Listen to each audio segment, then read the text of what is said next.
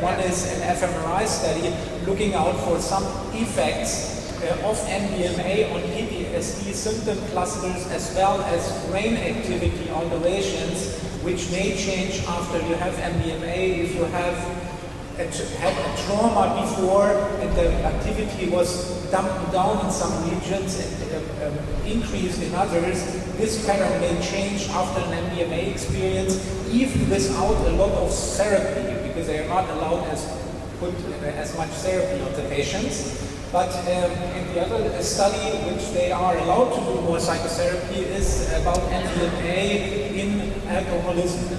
And he will give an outline about these two projects. Thank you for being here, and welcome to the lecture panel.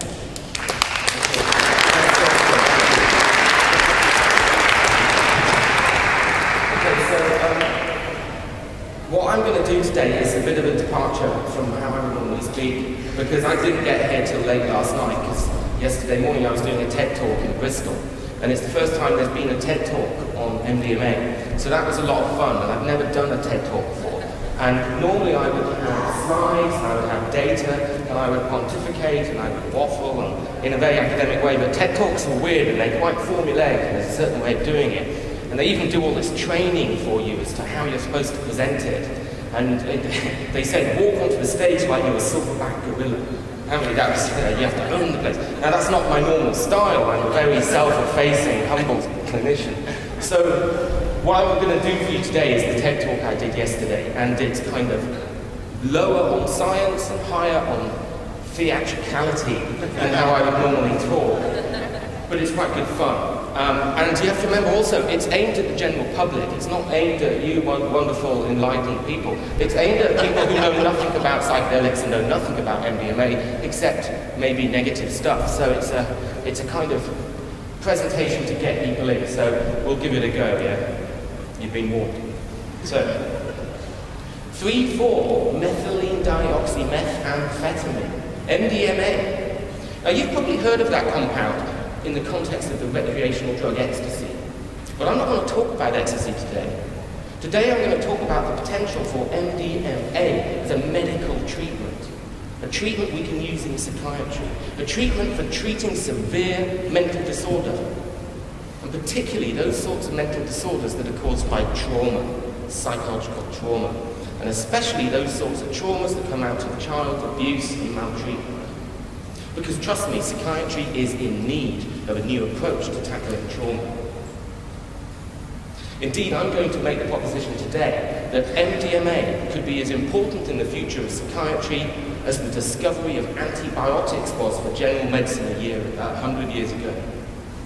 So hello, my name is Sessa. I'm a child and adolescent psychiatrist.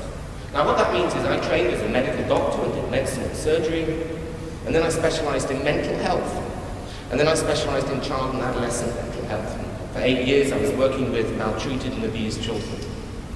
But in the last 5 years I've moved from that into working with adults with severe mental disorders and addictions due to substance misuse. And that developmental trajectory of my own has taken me to the door of MDMA, because I've seen patients who have failed to engage in traditional treatments and patients whose trauma has been carried through their life into their mental health problems as adults and addictions.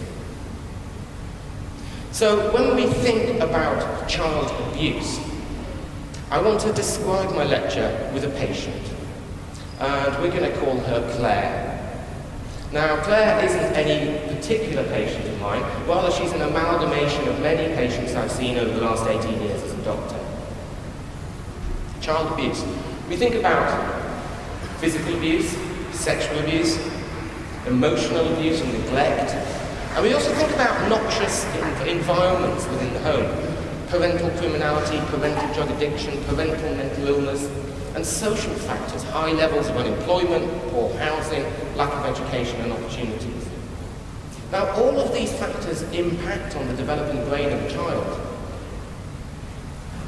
What was Claire's household like? Well, Claire, her mother was depressed. Now, this depression was never accurately diagnosed by the family doctor.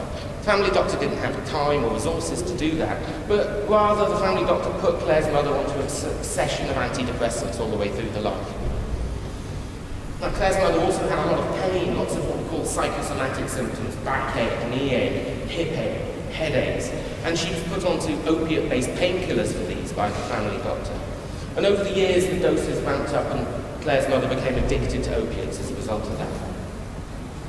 What was Claire's father like? He was alcoholic. And actually, he wasn't around a lot of the time during her early years. He was in and out of prison, and that's probably just as well, because when he was there, he was physically violent towards Claire and her mother. And she grew up in this atmosphere. So what does this atmosphere do to a child's developing brain? Well, forgive me, I'm going to give you a short neurophysiology lesson, and I'm going to focus on two parts of the brain. I'm going to focus on a part of the brain called the amygdala. Now, the amygdala is a very old part of the mammalian brain. It's not just humans that have it. Many animals have the amygdala. And the amygdala is a part of the brain that fires in response to stress and anxiety and fear. It's an instinctive get out, fight or flight when a person feels a threat in the environment. And then there's another part of the brain, a much more sophisticated part of the brain, and it's here in the frontal lobes above the eyes, and it's called the prefrontal cortex.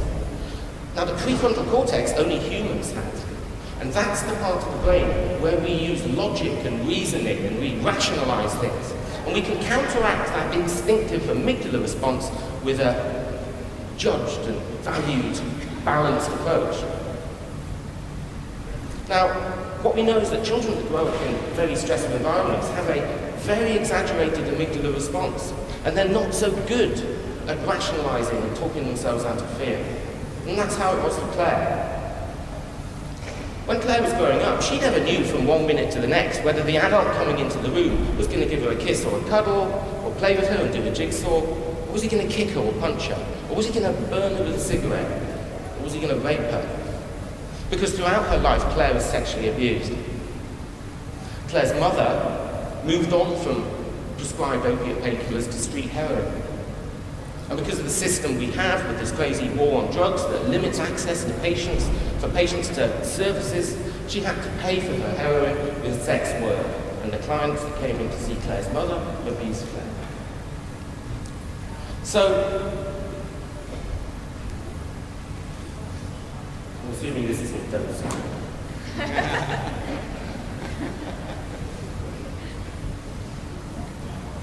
We have a cluster of disorders in psychiatry called anxiety-based disorders, and one of the most important of these is post-traumatic stress disorder, or PTSD. Now, we used to think about PTSD as a disorder caused by a single catastrophic, life-threatening event, like a car accident or a fire or a bomb going off.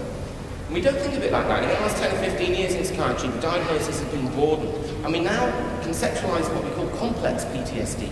The idea that each individual traumatic event doesn't have to be life-threatening or catastrophic, but it's just as frightening. You can have small, repetitive acts of trauma that go on throughout the early years, as Claire experienced with her child abuse, and the end phenotype is the same as the simple PTSD. So what are the core features of PTSD? Well, low mood, high levels of anxiety, what we call hypervigilance, a jumpiness, an edginess, the fear that the assailant and assaulter is around the next corner at every move. Claire had this.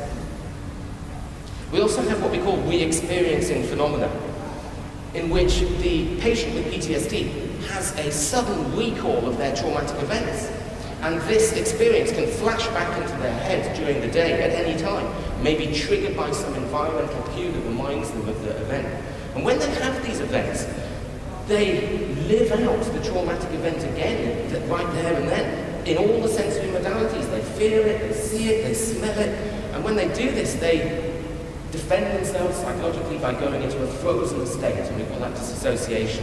They freeze, they block off all of their identity, of their emotions and feelings, and remove it from the here and now. Claire did that all the way through her childhood. Her friends thought she was strange. So, how do we treat PTSD? Well, it's really very hard to treat PTSD. And for that reason, we have a 50% treatment resistance for PTSD. Only half the patients that we work with respond to the treatments we have. We treat it with a combination of different things. We treat it with drugs. And we have a whole load of different drugs that we use to treat PTSD. And a really important point here, there is no single curative drug that treats PTSD at present. Rather, we treat it with a whole load of different what we call symptomatic treatments. If the patient's depressed, give them an antidepressant. If their moods fluctuate, give them a mood stabilizer. If they can't sleep, give them a hypnotic. And if that edginess and hypervigilance spills over into paranoia and psychosis, give them an antipsychotic. But the point about this drug treatment is you've got to keep taking the tablets every day, because none of them actually get to the core root of the problem. None of them actually treat the trauma. They mask the symptoms, they paper over the cracks. And, you know, I use these medications for my patients. They're all we have. And they do work. They do treat the symptoms to some degree and allow for functioning. But they're not treating the cause. And a good analogy would be, if you've got an infection and a fever, you might take paracetamol or ibuprofen or aspirin as a symptomatic relief. It lowers the temperature, makes you feel a little bit better. But that aspirin or ibuprofen is not treating the infection. If you want to treat the infection, you have to take an antibiotic. And aspirin's not an antibiotic. Although it may have some antibiotic effects, actually. So we mask the symptoms. And trust me, the pharma industry queue up to provide us as psychiatrists with the product. And take them every day. Weeks, months, decades. Now the other way to treat PTSD is with psychotherapy. And again, there's a whole load of psychotherapies. EMDR, CBT, DAT, CAT, trauma-focused psychotherapy, trauma exposure psychotherapy, loads of different ways, and some of them are really good for that 50%. And they all take a similar kind of effect, which is, basically it goes back to an old wives' tale, a problem halved is a problem shared. Tell me about your trauma, Claire. Tell me about your rape, Claire. And you work through with your therapist over the weeks, and you learn to extinguish the fear and overcome your fears. And that is fine for that 50%. But for 50% of people, and Claire was one of them, the minute she hears the word rape, she is off, she's out of the room, and she's down a bottle of vodka. And that's another thing. High levels of substance misuse and addiction with dangerous drugs like alcohol, less dangerous drugs like heroin and cocaine. And high levels of self-harm. Claire was removed from her family when she was 15, and then brought up in a succession of foster homes and children's homes where the physical and sexual abuse continued. And to cope with the dissociative episode, she cut herself. Claire would cut herself particularly on her thighs and her breasts, which is a pretty typical picture for children who've been sexually abused, trying to eradicate the shame she feels at the sexual abuse. And she tried all the medicines, all the SSRIs. Some that worked a bit, weight gain, weight loss, she was nauseous. She tried all the psychotherapies, but she could not engage. So, okay, this is a pretty desperate situation that I'm describing. But the point is, this is not unusual, this is common, this is everyday psychiatry for people working in trauma.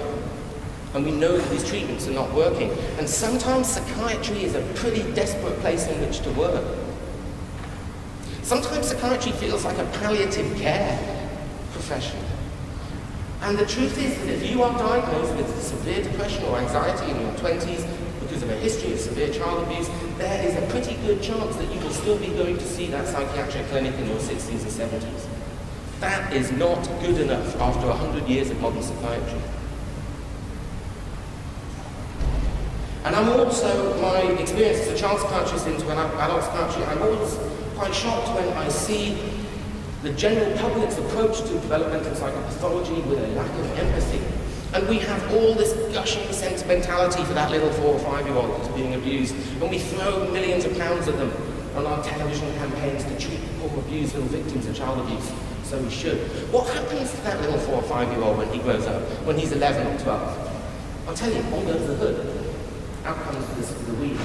And by the time he's 15 or 16, he's buying or selling amphetamine, and by the time he's Claire's age in his mid-20s, he's addicted to alcohol and heroin. Because he will do anything to not think about that trauma. He will block it out with whatever anesthetics he can get his hands on.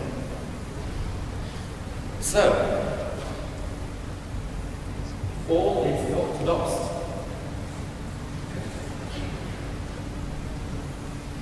It feels like we are at a position in psychiatry today where we were in general medicine in the late 19th century. Back then, we were very good at classifying and categorizing and diagnosing infectious diseases. We knew who got smallpox. We knew people died of post-operative infections, but we didn't really have a treatment. We started to learn about the microorganisms, and it wasn't until the early 20th century that we discovered antibiotics, and for the first time could stop treating symptomatically and start treating the root cause, and it transformed humanity and it transformed medicine. Now in psychiatry today, we're in a similar place. We're very good at classification and diagnosis. We write these lengthy diagnostic manuals about who gets depression, who gets anxiety, what populations they live in, and our epidemiology departments are wonderful. We even know the cause, trauma, child abuse, but our treatments are poor because we do not have that antibiotic. Or do we? MDMA. Now, MDMA's psychological profile and receptor profile is quite remarkable, quite unique. And I'd like to just imagine a fictional scenario where you have, sitting at a table, a PTSD therapist and a chemist. And they're sitting down and the chemist says, I want to design a drug for you that's going to work for trauma-focused psychotherapy. What sort of qualities do you want? PTSD therapist says, wow, it'd be really good if it had some serotonin 1A, 1B effects to increase positive mood, lower depression and anxiety, and make the patient feel a bit more positive. Okay, cool, we'll give you that. What about a bit of 5-HT2A effect as well, like classical hallucinogens? So it makes them think outside the box and gives them a new way of thinking about stuff. Okay, let's do that, but not quite as severe as LSD, just a little bit. Okay. Okay, what about we throw in a bit of dopamine effect? We raise them like we get with amphetamine and cocaine, a little bit of stimulation, not as high as amphetamine and cocaine, but a little bit to motivate them to engage. Cool, you can have that. But the thing is, they've got hypervigilance, so they can't be too stimulated. Can we throw in an alpha-2 adrenal receptor effect, so they're kind of paradoxically relaxed at the same time? And then we put them into this optimal arousal zone, where they're just right for psychotherapy. Sure, you can have that. But, oh my God, let's add some oxytocin. What does oxytocin do? Oxytocin is a hormone secreted from the brains of breastfeeding mothers. It increases the sense of empathy and bonding and attachment. And that is why MDMA is the ideal, hypothetical, but real drug for trauma-focused psychotherapy. It ticks all the boxes. So what does MDMA psychotherapy look like? Well, we may have a course of psychotherapy, 8, 10, 12 weeks, and during those sessions, you don't take MDMA every day, you don't take it every week, you maybe take it 2 or 3 times over the course of that therapy session. And the other sessions are non-drug assisted, in which the patient and the therapist, often a male-female therapist, pair to mimic this dyadic relationship of parenting, but positive parenting in a sense of trust, like this patient has never experienced. So let's imagine, let's go back to Claire. She's 40 now. She's been in and out of prison because she too has moved on to sex work to pay for her crime, to pay for her drugs. She's been in and out of prison for drug offences and shoplifting. She's been in and out of psychiatric hospital all her life. Section of the Mental Health Act for her self-harm and suicide attempts. So she joins this course. What does it feel like for Claire when she takes MDMA? Well, what MDMA does is it produces this incredible sense of peace and serenity and emotional containment. It holds her. It's like a life jacket or a bulletproof vest for her to wear to go into battle with her trauma. And when the therapist moves her towards talking about the trauma for the first time in her life, she is able to do that. In the past, the word rape and she'd be out the door. With MDMA, under the cushion of MDMA, she's like, I can talk about this. And the tears are streaming down her face as she talks about, he came into the room, I can smell the whiskey on his breath, I can feel the stubble on his face.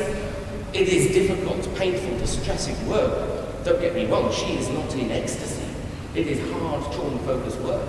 But the MDMA just gives her this edge. It holds her. It lets her, for the first time in her life, engage in trauma-focused psychotherapy like she's never been able to do. And from here, she can start the healing process. From here, with integration of these experiences, and to move into a new lifestyle in which she embraces a sense of positivity that comes from her, for the first time in her life, her feelings of self-worth. You are a good person, Claire. You are not a worthless shit.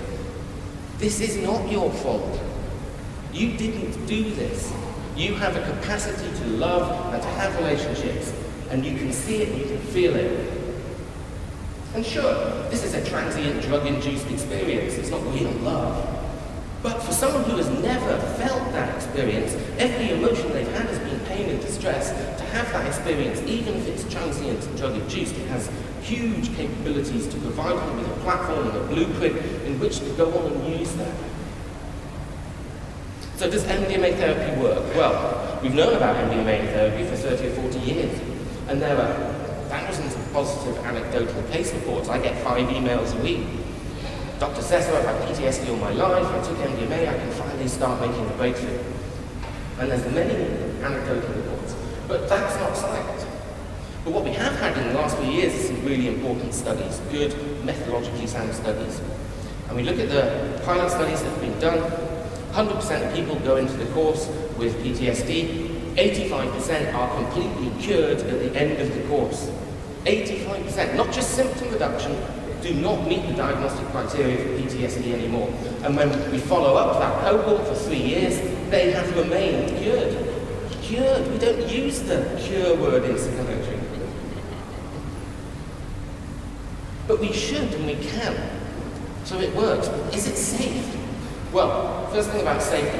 When we think about safety with MDMA, we must not, under any circumstances, extrapolate what we see about recreational ecstasy use and use that as an example of demonized clinical MDMA. I don't even know what ecstasy is anymore. I mean, what is it? It's some dodgy pill bought off some dodgy geezer in some dodgy club that may or may not contain some MDMA plus or minus whatever other toxic substances. Clinical MDMA is delivered in a clinical setting with therapists and a doctor present and psychologists, with support, with integration, with preparation. And under those circumstances, any of the risk factors can be reduced down to a 0. And indeed, after 30 years of MDMA research, there has not been a single serious adverse drug-related event with MDMA, and certainly no deaths. So, just to sum up,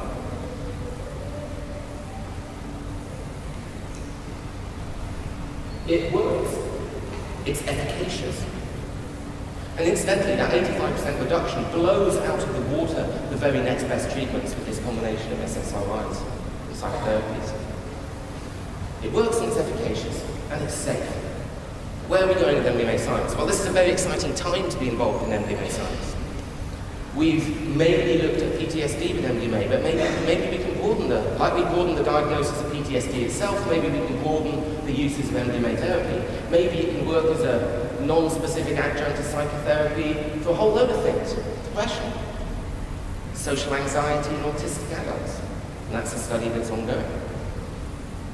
And perhaps addictions, because 98% of my patients who I see with adult addictions have come from a traumatic experience of childhood. Not necessarily the severe physical or sexual abuse that hits the radar for social services, but when I ask my patients, what was your childhood like, they almost all say, crack. Some people say this is controversial or unethical. This isn't controversial. I'm not a controversial person. I'm a boring, straight-laced, conservative, sober doctor that is data-driven in my practice. I'm driven by data and I'm driven by evidence-based practice. I will not give to my patients something that I do not believe is safe and efficacious, because I value the clairs. I'll tell you what's unethical. What is unethical is that untreated PTSD is killing my patients, and I've seen too many young people and adults kill themselves through untreated PTSD because they cannot engage in psychotherapy and medication that works. That is unethical. And we see more suicides from PTSD that's been untreated in the returning soldiers from Afghanistan and Iraq than ever died in the conflict out there. That is controversial and unethical. So it's a good future for MDMA science. This population of patients who've been failed by the medical system deserve this research and this treatment. It could be as big as antibiotics were 100 years ago. We owe it to them and we owe it to Claire. Thank you.